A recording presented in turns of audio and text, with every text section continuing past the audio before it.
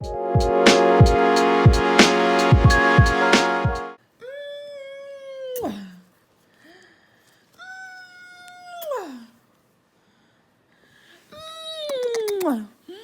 is my pumpkin.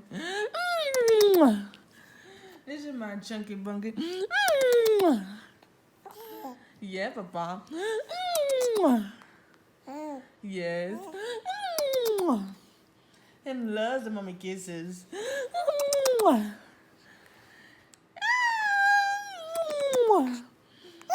Yeah, him loves the mommy kisses.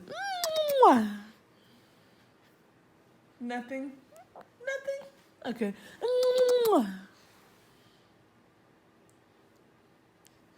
There's the smiles.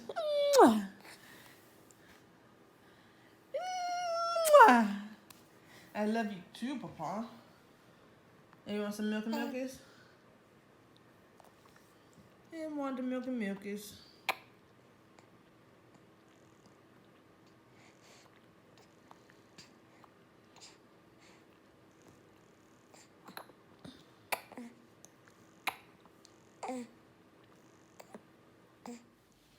Good morning. Okay, so I came up with a list of things that change once you have your baby. So you guys know Carter, 2.5 months. Papa, look. No. Anyways, some of the things that change once you have a baby. So number one, I think off rip everyone talks about, teen no sleep, like I said in a couple of my other videos. Your sleeping habits will definitely change. One of the best advice I got that I didn't think was really attainable when I was pregnant was sleep while they sleep, because there's so much to do. I'm not a person, I'm not one to just sit around while they sleep and let the house go to shit. Like, I need my dishes washed. I need, the blankets in the living room folded. I need things clean. That's how I function. Some people can live in untidy, living arrangements, but I'm just not one of those people.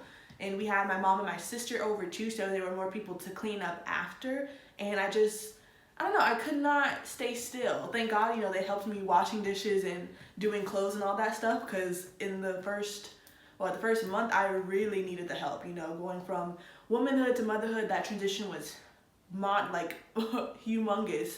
So I needed all the help, and they gave me that. But after them leaving, it really was, all right, how do I now get the appropriate amount of sleep and still function in cleanliness? Because that is really important to me. So I did learn to sleep when he slept sometimes, because as a newborn, they sleep, 16 to 18 hours a day in the 24-hour cycle. Yes, Papa, you slept so much. So sleeping so if he takes 4 naps a day, I'd sleep with him through 2 or 3 of those naps, and the other naps, it'd be like 2 hours, 3 hours sometimes. Even if it was just 30-minute nap, something quick, I could still manage to do the dishes, clean up. In Italy, they don't have carpet, so I wasn't vacuuming, thank God, but, doing other stuff to get my sanity, because I can't imagine, going to make him a bottle, all the bottles are dirty. I'm very big on that. Like, if we have a set of 8 bottles and we're on that 7th bottle, I have to, during one of his naps, I have to go back and clean other ones. Because you think, when you have a crying baby and all 8 bottles are dirty, where does that, leave you? You have not only a crying baby, but then you have to, I'm not the type of person to just wash that one bottle that you need. I don't know if it's like OCD or something, but I really do have to wash all of them in that moment, because you never know, like, when you're going to get another moment. So that's all the stuff that I was doing when I was supposed to be sleeping, but I still found myself sleeping when he slept. And even more so now, I would say he's sleeping through the night, but he did last week. He gave us a good 8 p.m. until 3 a.m. or 8 p.m. until 5 a.m. I said 8 p.m. to 3 p.m. 8 p.m. to 3 a.m. or 8 p.m. until 5 a.m. So that is a good little stretch for a 2-month-old, 2.5-month-old. Second thing was eating with one hand and no table. So when he takes the bottle every 2 to 3 hours, that's when I would try to eat, because you have to think, in the beginning when I'm breastfeeding, they're taking all the nutrients from you. And so if you're yourself are depleted, you're giving everything that you have left to them. So you're on empty. So eating when they eat, but also try and imagine, before you have a kid, you could manage to get a dinner in at the table. Having a kid and eating when they eat is like you're holding the bottle like this, eating. You're gonna get milk on you, you're gonna get spaghetti on you, you're gonna get rice and beans on you. Whatever you're eating, just prepare to wear it on yourself, basically. And even, let's say if I'm feeding him like this, bottles in his mouth, he's, relaxing, I have something to prop my arm up. Eating this way, I've gotten countless rice and beans. I think he might have honestly eaten a rice and bean already at this point, because if it drops on him and he naturally puts his hands in his mouth, he's gotten like syrup. I've been eating pancakes, he got syrup on him, and got Cinnamon Toast Crunch on the baby head. Like, Papa has been through, he's my new dining room table. Oh. He's my dining room table. You don't want this? Because you're okay? Okay, Papa. He's my new dining room table.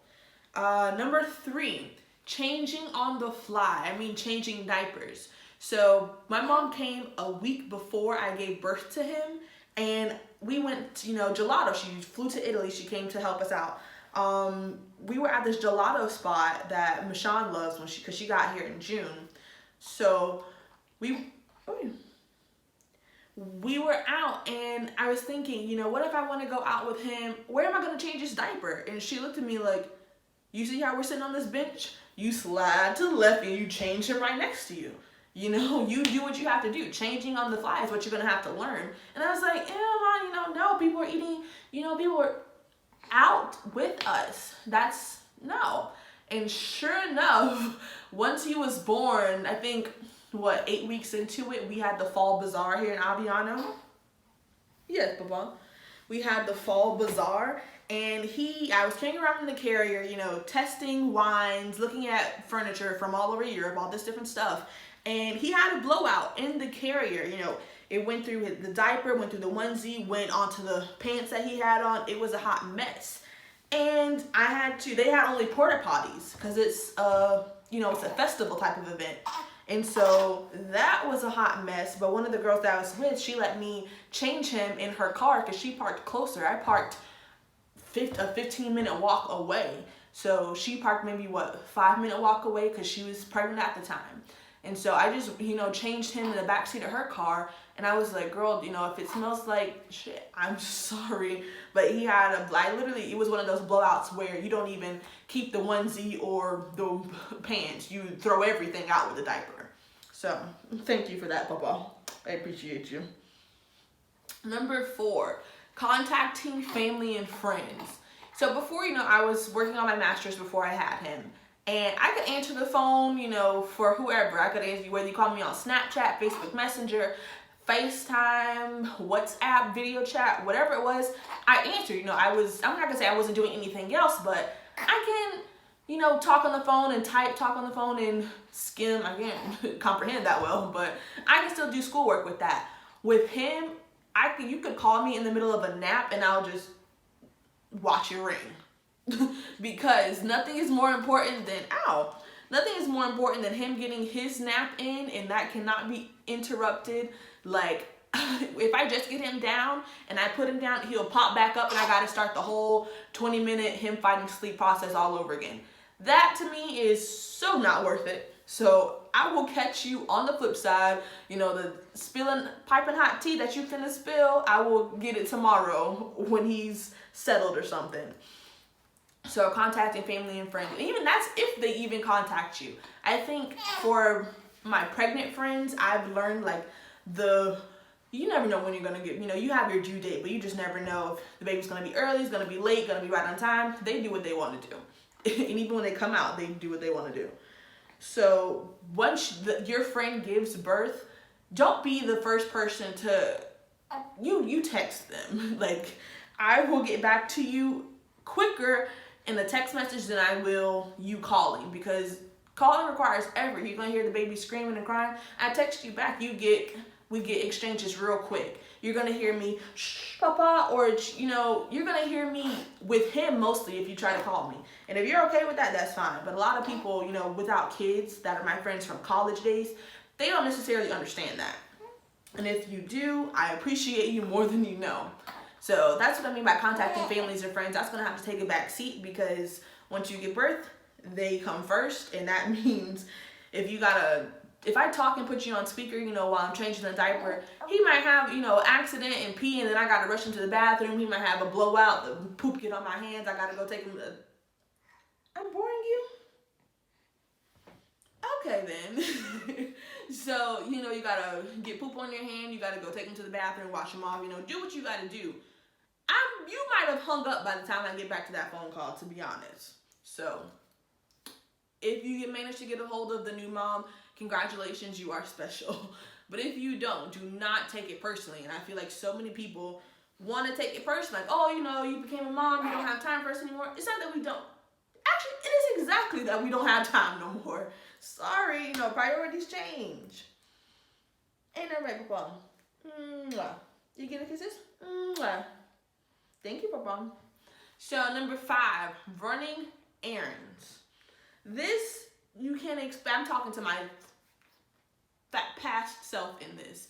You could have, you know, get in the car, zoom off, you don't have to check anything. But once you have a baby, you literally make sure the straps are good, make sure you did this, make sure you got the diaper bag. Do you have diapers in the bag? Do you have a bottle in the bag? How long are you going to be out?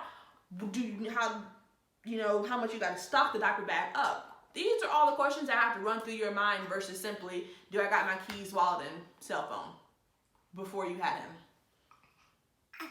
I'm so tired. He just woke up from a nap like an hour ago. Better for me.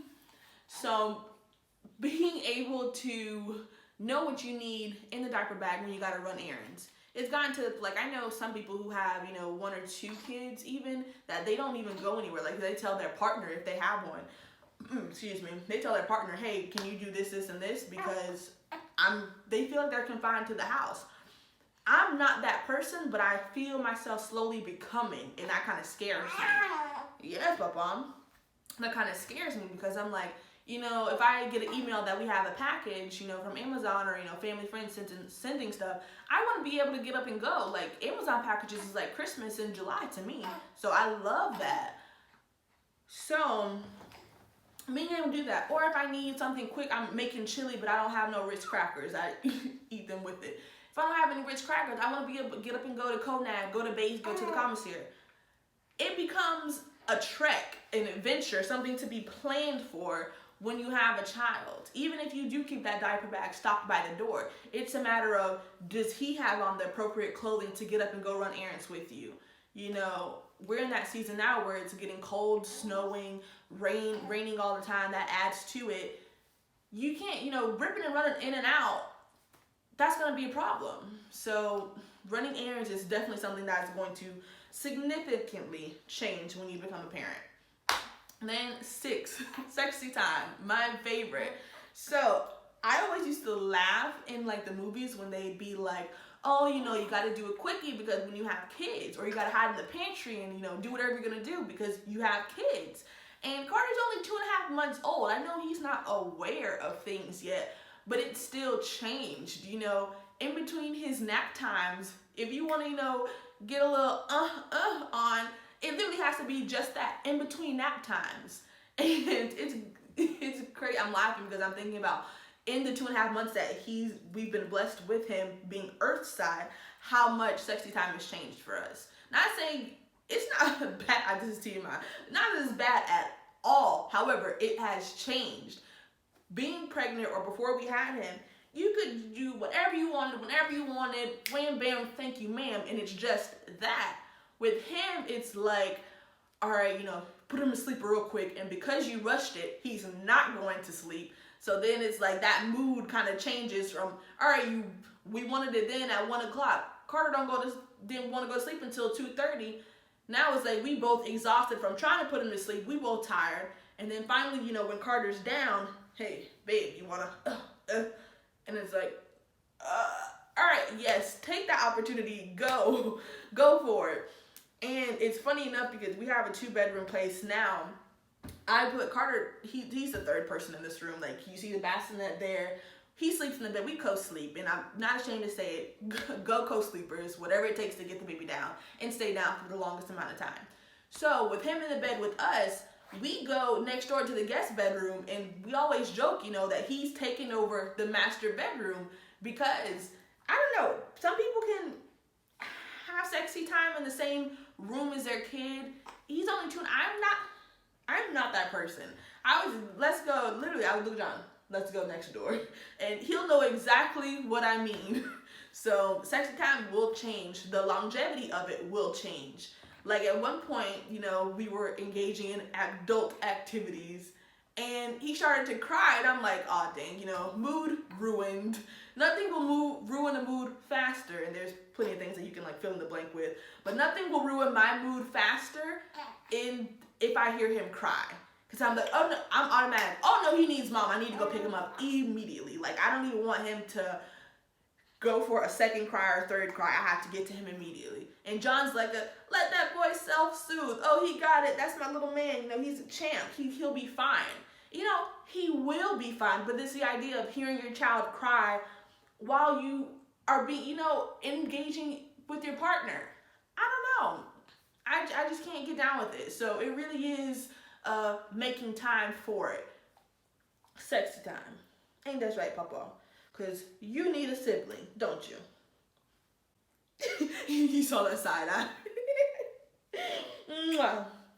So, number 7, positive body image. Now, I feel like this is uber important because we're in the age of, you know, I don't even call them video vixens, but like Instagram models and influencers, and everyone wants to look good on the outward, but their inside isn't really that good anymore. So, having that positive body image. Now, when you become a mom, like I had perfect, you know, you guys, I posted my birth story of, you know, every week. There was no stretch marks until week 37, 38, I want to say, until the very end. So I thought I was going to completely be the ones, oh, I didn't get stretch marks. That was not my story. I now have you know, so when you're growing every month, that's one thing. But then once you give birth and your stomach wants to shrink back, you now have the newer stretch marks from it not shrinking back how it's supposed to. So this is just my story. So I'm not self-conscious about it. You know, my husband, he loves it. Like, it's not a thing. But I will say, I got out of the shower one day and I thought we have like a large mirror in our bedroom and like right here. And I passed by it one day and I kind of like scared myself. Like, what are those? Because on every day, I'm not the person to like expect my body, oh, there's a new freckle. Oh, here's a new, you know, wrinkle. That's not me. So when I finally, you know, got a glimpse of myself, I was like, holy crap, what are those? Literally. And it was, you know, the stretch marks. And I kind of got down about it in that second. And I'm like, bro, put some coconut oil, some vitamin E oil, put that on it and call it a wrap. Like, who's to see that? But what, your kids when you change, your husband when you get intimate with him? That's nothing. It's all about how you feel about it. And whether John liked it or not, it's not his feelings, it's how I portray it. So if you have a confident and positive self-image, that's going to illuminate around to others. You know, I have some friends who are pregnant now who, oh, they still don't have stretch marks. And I'm like, yes, you go, girl. But that is not my testimony. And that is okay. Yes, Papa. Say, mommy is beautiful.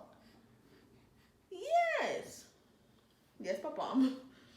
So that's another, like, having a positive self-image starts with you. And so many, I've joined like a few Facebook mom groups, hung out with some new moms, and that is one of the things that they have in common. And I am not the person that's going to gripe and complain and indulge in that negative self-image with you. I'm not that person. If you feel bad about yourself, bro, when your baby's sleeping, pull up a YouTube workout video and do something about it. I'm not going to, after you tell me the first or second time that you don't like something and I see that you're not changing it, I can't help you, mama. Like, that's not